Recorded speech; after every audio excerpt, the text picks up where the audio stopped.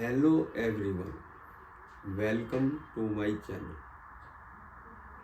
आज मैं कुछ ऐसी बात बताने जा रहा हूँ कि कर्म के अनुसार फल मिलता है। बहुत से लोग क्या करते हैं, वो काम तो कर देते हैं गलत काम, लेकिन वो किसी को दिखाई नहीं देता। लेकिन उसको ये नहीं पता कि जो ऊपर हमारे भगवान है वो सब देख रहा है, तो फल तो ज़रूर मिलेगा। तो मैं जो है एक आपको इसके बारे में कुछ बताने जा रहा हूँ। हम एक ट्रेन के अंदर बैठे हुए थे, तो वहाँ पर एक बहुत अच्छे शरीफ आदमी थे। उनसे हमारी बातचीत होती रही इस कर्म के ऊपर ही। तो उन्होंने कहा, मैं आज आपको एक ऐसी कहानी सुनाऊंगा, कहानी नहीं, सच्चाई बताऊंगा।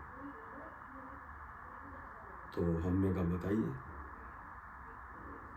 तो उन्होंने कहा कि बॉम्बे में एक बहुत अच्छे पैसे वाले आदमी थे, उनके बाग वगैरह भी थे, छोटी छोटी फैक्ट्रियाँ भी थी।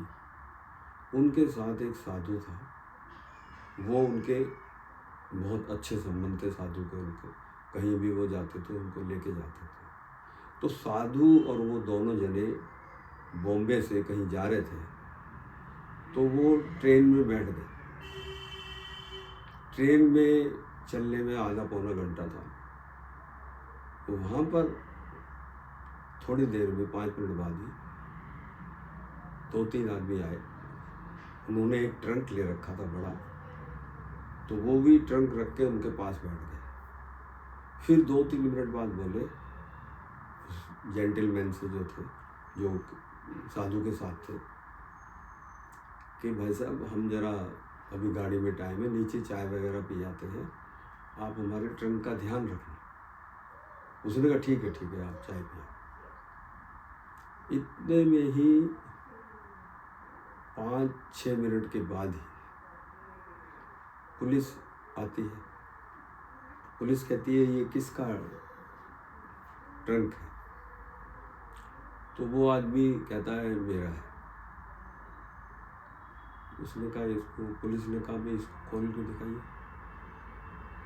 फिर वो कहता है कि नहीं, मैंने इसको इसलिए कह दिया कि वो आदमी चाय पीने के लिए गए होंगे, उनका ट्रंक है, और वो कह रहे हम अभी आ रहे हैं, गाड़ी चलने में टाइम। साधु ने भी कहा कि हाँ वो 2 आदमी गए। पुलिस वालों ने कहा ठीक है हम थोड़ी देर में आते हैं। 10 मिनट के बाद फिर पुलिस वाले आए। गाड़ी चलने में जब 5-6 मिनट रह गए, उन्होंने कहा भाई वो आए ट्रंक वाले? उन्होंने कहा जी वो तो आए नहीं।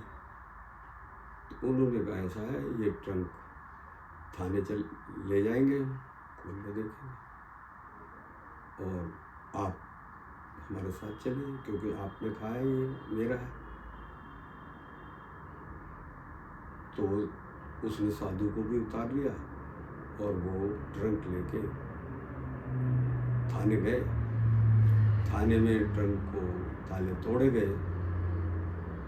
तो जब वो ताला तोड़ा गया तो उसके अंदर डेड बॉडी मिली। तो उन्होंने कहा भाई ये तो आपके ऊपर है, आप केस चलेगा। उसने कहा मैंने तो कुछ किया ही नहीं। कह रहा नहीं, आपने पहले कहा था ये मेरा है। अब वो साधु से बोला कि साधु जी ये क्या होगा?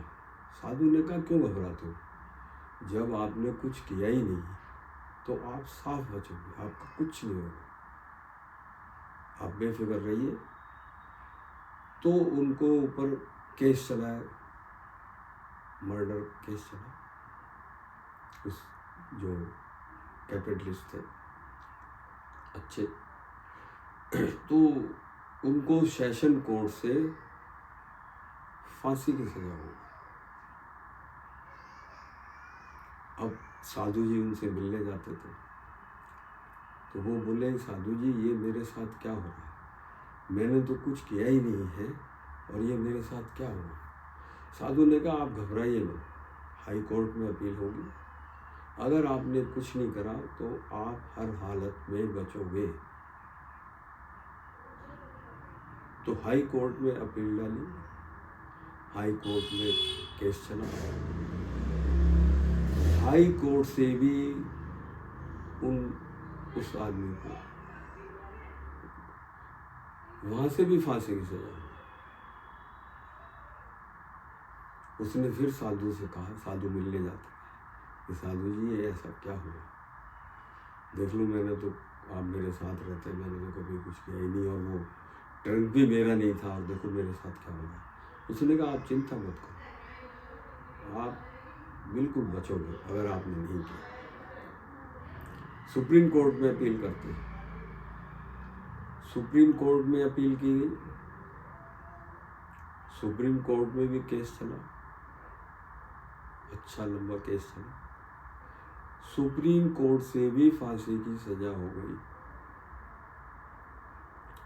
अब वो साधु बोले, साधु के पास बोला कि साधु जी ये क्या हुआ, मुझे तो सुप्रीम कोर्ट से भी फांसी की सजा हो गई और 15-20 दिन बाद फांसी हो गई।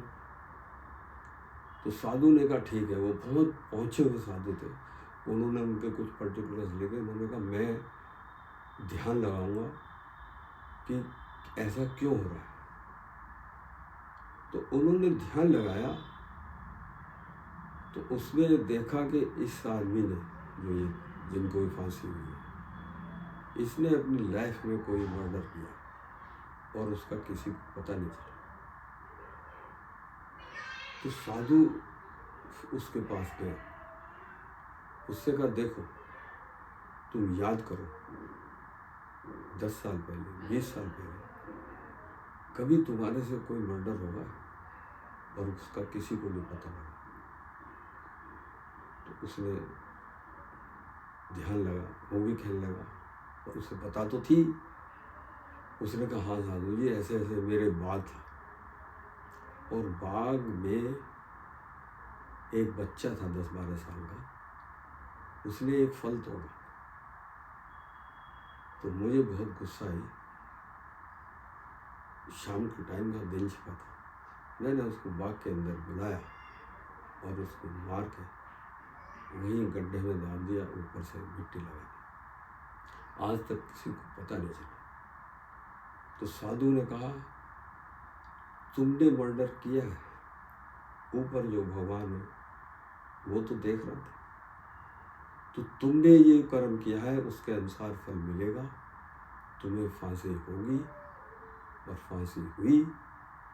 तो इसलिए कोई आदमी अगर ये सोचे कि मैं चुपचाप किसी को नहीं पता लगेगा मैं ये काम करूँगा, नहीं, ऊपर जो बैठा है सब देख रहा है, तो जैसा कर्म करोगे वैसा फल मिलेगा। उसने बुरा काम किया और देखो कहाँ फंसा। तो इसलिए मेरा आप सबसे, जो भी दर्शक हैं, भाई अच्छे कर्म करिए, आप अच्छे रहेंगे।